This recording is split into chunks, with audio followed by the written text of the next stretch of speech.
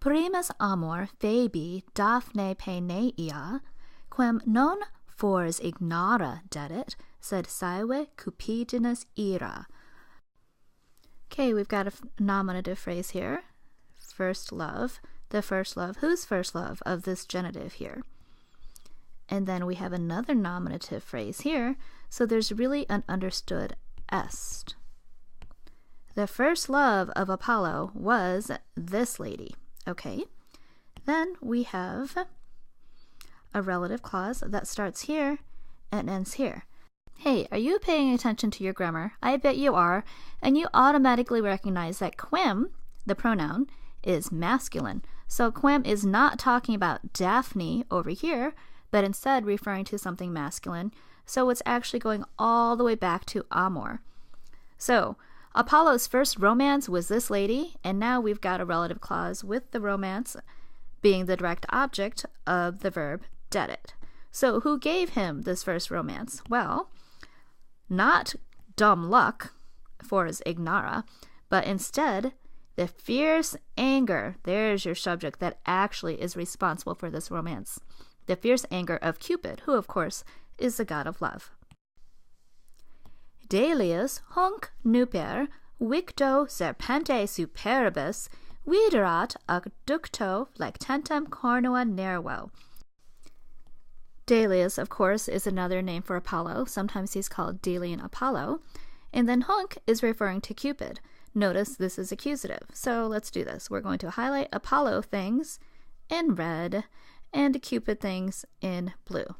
So Apollo did something to Cupid recently. We're going to hold that thought until we get to the verb. Before we get to that verb, we see that there's this whole clause here. Oops, wrong color. This whole clause here describing Apollo. How do we know that? Well, because superbus is nominative singular, just like Apollo is. So he is proud. Why is he proud? Because of this ablative absolute. With the serpent having been conquered. That serpent, of course, is Python. In the episode before this, Apollo had just freed Greece from the scary, ginormous snake called Python. Okay, and then here we get to our verb, viderat. So Apollo's in a really good mood because he just won a big battle. And then he had seen, who did he see? Cupid. Let's see what was going on here. Adducto flectentem cornua nervo. Oh, look, we have an accusative participle that talks about Cupid. So we're going to make it blue. This whole phrase, actually. And we're going to make it blue because we know that flectentem is accusative just like Cupid. So what was Cupid doing? He was bending the bow, probably Apollo's bow. And then we have this noun-adjective pair to describe how he was doing it. He was bending the bow with the string, like stretched or taut. So basically, Apollo comes in and he sees Cupid playing with his weapons. One more time. Apollo had seen him, Cupid, recently. Apollo, in what kind of mood? He was proud because he had just conquered the Python. Apollo had seen him bending his bow with a taut string. So the big brother basically walks in and he sees, well, they're not siblings, but big Apollo walks in and he sees Cupid playing with his stuff. And let's see what he says. Quidque tibi lascive puer cum fortibus armis?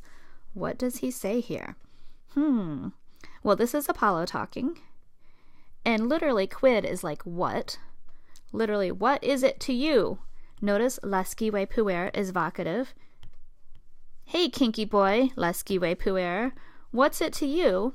What business do you have?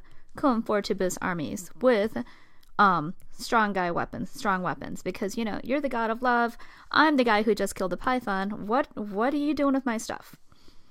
Keep going. Dixerat, he had said, ista decant umeros gestamina nostros, qui dare certa ferae, dare vulnera possumus hosti, qui modo pestifero tot jugera ventre prementem, stravimus in numeris tumida pithonia sagittis. Okay, so let's see. Ista, notice he's pointing. He's being emphatic here. Those things, probably those weapons that Cupid is playing with, so I'm going to make that the subject. Those things, decant, those things are proper. So basically, those things belong somewhere. And then gestamina goes with ista. Those tools are suitable for, decant, are suitable for this accusative. Another noun adjective pair here. Our shoulders. And notice how these, we've got these interlocked noun adjective pairs. A, B, word order there. That's very common. He's emphasizing how closely tied the shoulders and the weapons are. So those weapons are suitable for our shoulders. Apollo is talking about himself, but he likes to use the royal we, our shoulders, not my shoulders, because I'm a hot god. Our shoulders. Those weapons are useful for our shoulders. Okay, now let's tackle this relative clause. Qui dare certe feri. Well, you're going to notice qui, of course, is talking about Apollo. I who, or we who, if you're talking in the royal we. Dare is an infinitive. And then we've got another dare infinitive over here. Well, hopefully when we read, you noticed possumus over here. So the main verb is we who are able to give over here and to give here. So he's saying we who are able to give what? Well, to give this noun adjective pair in the accusative. Sure wounds, like serious wounds, to whom? To the unfortunate dative. Wild enemies. So, we who are able to give sure wounds to wild enemies. Again, we've got this interlocked word order. A, B, A, B, A, B. He likes to interlace the noun adjective pairs. Okay, we who are able to give sure wounds to fierce enemies. And then he goes on with another relative clause describing himself. We who recently, qui modo recently, pestifero tot jugra. Okay, he's doing this again. Pestifero goes with ventre. That is a pestilence-bearing belly, because, you know, snakes have bellies. And then praementum is accusative, so it's talking about the python. But we still don't have the verb that goes with the qui. Oh, here it is, stravimus. We who laid low. So we've got your subject, who, your verb, laid low. What did we lay low? The python who was pressing, praementum, pressing or bothering or oppressing what? So many jugras, so this is the direct object of praementum, who was oppressing so much land with what? With his pestilence-bearing belly, because he's a snake stretched over a really big plot of land. We who did that, we who laid low. Oh, and then here's your accusative, the python, which of course goes with the praementum up there. And he gives us another adjective to describe python. He was swollen, because it's a ginormous fat snake. And what did Apollo use to kill this snake? So many arrows you couldn't count them. Innumeris sagittis. So let's tackle this second relative clause again.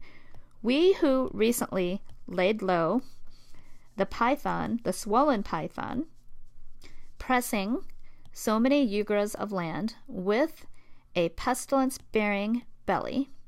We who killed it with what? With uncountable arrows. Now notice how he uses the word order in this last line here. We've got the arrows that are surrounding the swollen python. So this is a great example of how word order in Latin and poetry is so much fun, because the enemy snake is within the weapons that Apollo uses to kill him.